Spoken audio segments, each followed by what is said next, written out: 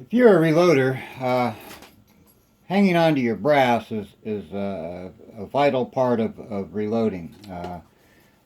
Having to run around the range and try to find all your brass and pick it up is a real pain. For the AR, there's a couple of options that you can use to hang on to your brass. This is my AR-15. It's a Smith & Wesson M&P 15. Basically just a standard AR, nothing really special about it. One of the brass catchers that I used to use is this guy here. Basically it's got an opening here that covers the ejection port, and it velcros on.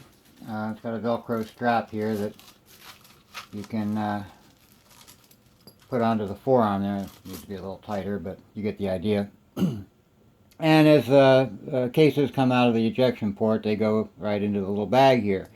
The problem with this particular type of brass catcher for the AR is that as the bag fills up with brass, it tends to pull it down until this part of the brass catcher kind of covers the ejection port so that the cases can't come out. And what happens then is you end up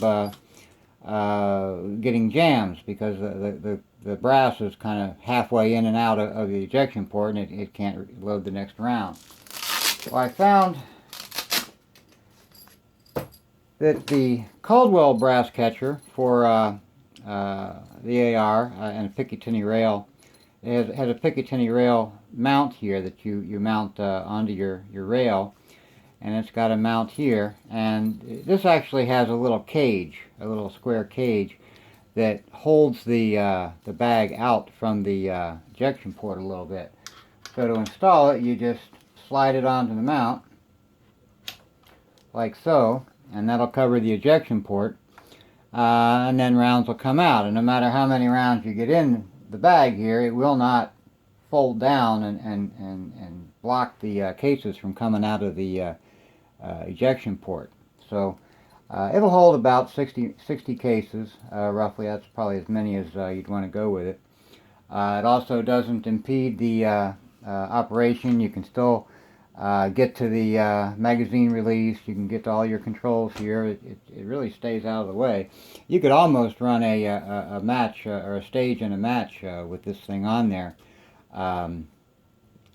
Because that's the hardest part I found is during a match trying to hang on to your brass, because there's really no time between shooters to go through and grab your brass.